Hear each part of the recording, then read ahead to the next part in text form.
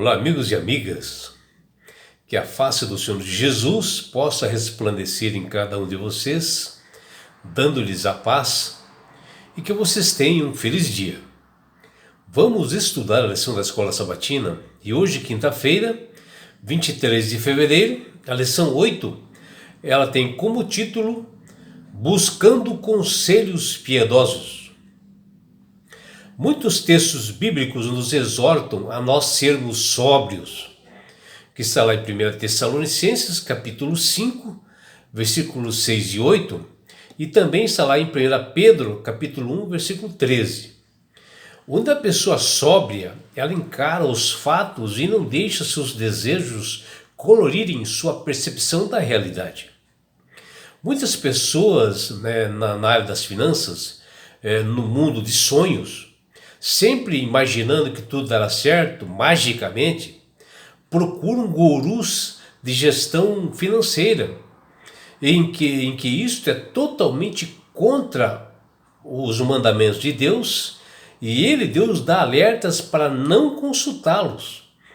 E a Bíblia diz: bem-aventurado é aquele que não anda nos conselhos dos ímpios, não se detém no caminho dos pecadores, e que não se assenta na roda dos escarnecedores. Pelo contrário, o seu prazer está na lei do Senhor, e na sua lei medita dia e noite.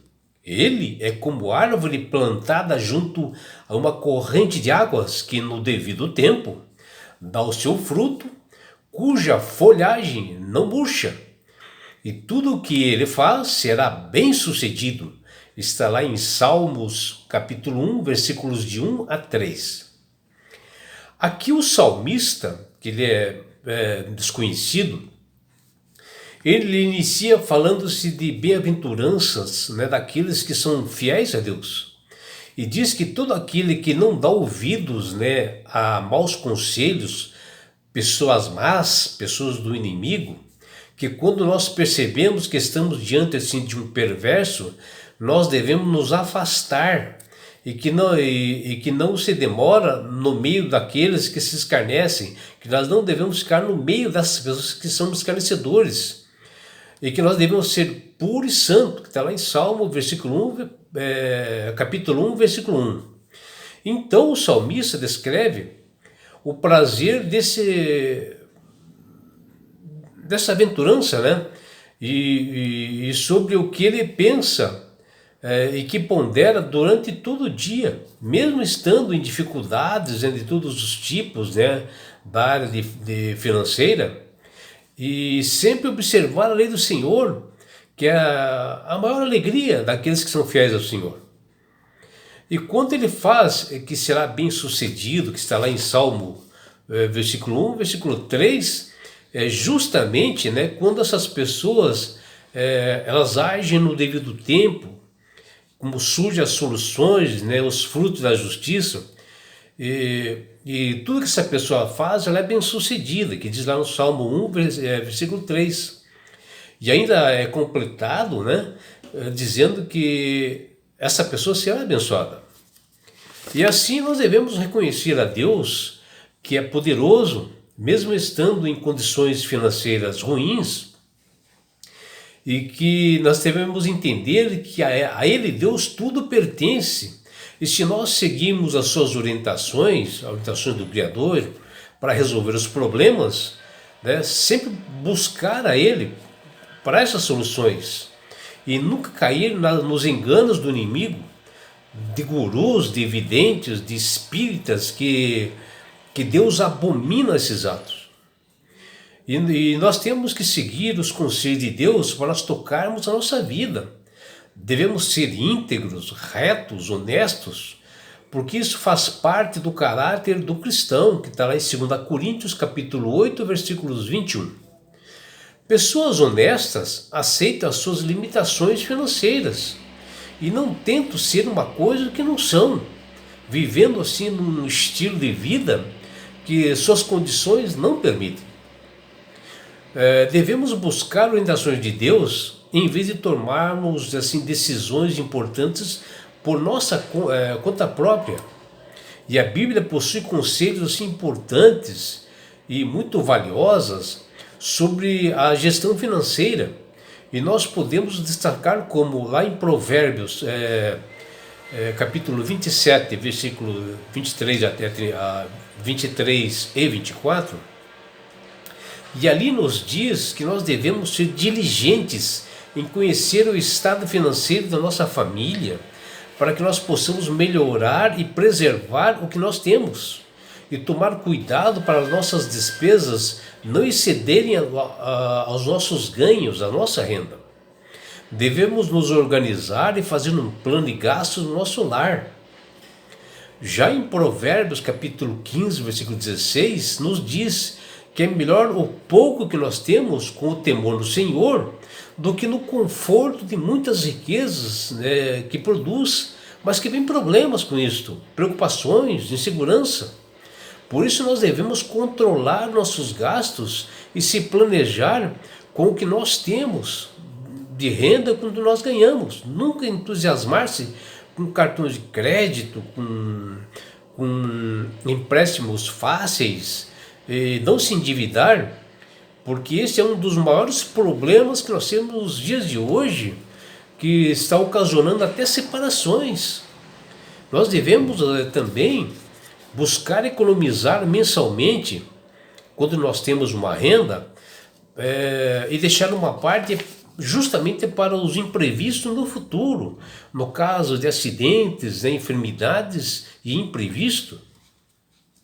Devemos fazer assim uma reserva, assim, uma poupança para o tempo que nós deixaremos de trabalhar, quando nós estaremos aposentados, termos esse dinheiro para as urgências. Provérbios 22:7 nos diz que nós devemos fugir de dívidas, como evitar uma doença. Eles consideram dívidas como uma doença. E se nós queremos adquirir algo, nós devemos fazer uma reserva cada mês e, se possível, comprar à vista. Uma pessoa que vive com dívidas, ou seja, vivendo assim com o dinheiro emprestado, vive no presente com o dinheiro que almeja ganhar lá no futuro, lá na frente. E se no percurso acontecer alguma coisa, pode ocasionar uma grave inconveniente financeiro que nós não queremos. E quando a palavra de Deus é colocada no lugar de honra, no lar, ali são cultivadas assim com o amor, a paz, a segurança e o bem-estar. Não há lugar para negócios inseguros, duvidosos, né? Nós temos que tomar cuidado, principalmente nós somos cristãos, que está lá em Provérbios capítulo 6, versículos de 1 a 5. E não devemos também ter preguiça, né? Trabalhar bastante, que diz ali em Provérbios capítulo 6, versículos 6 a 11. Pois aquelas pessoas que são tementes a Deus não se envolvem em negócios que colocam em risco a sua família, a segurança do seu lar. Pois as pessoas tementes, né, a Deus, elas não comem, né, do pão da preguiça e nem têm uma vida ociosa vivendo de empréstimos. Diz lá em Provérbios 6, versículo 14. E que nós devemos ser um trabalhador diligente, honesto,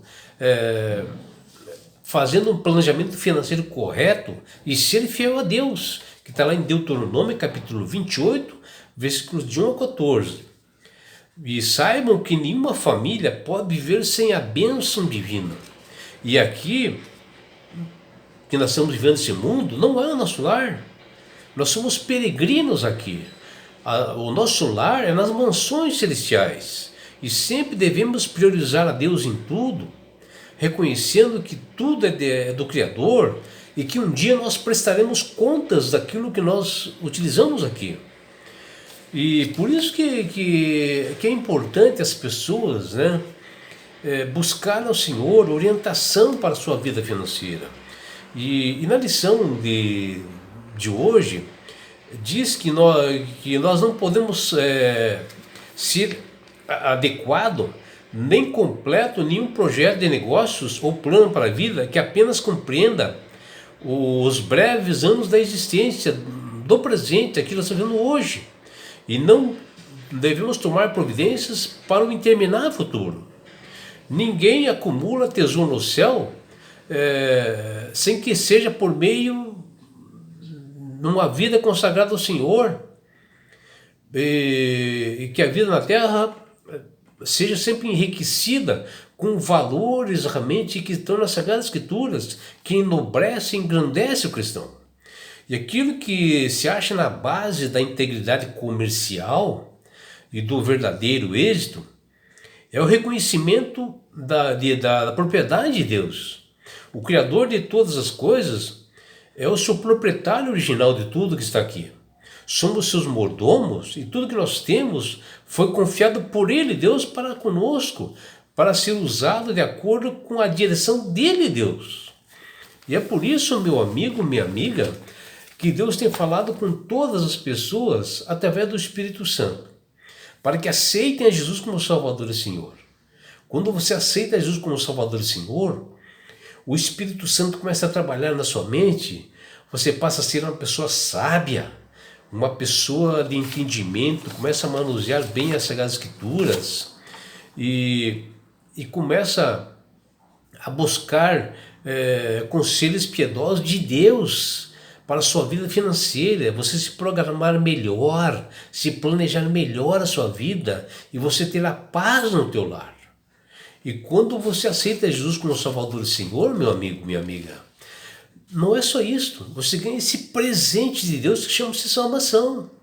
E com isto, Deus quer te levar para as mansões celestiais, um lugar onde não haja mais dor, mais morte, mais aflições, mais dívidas.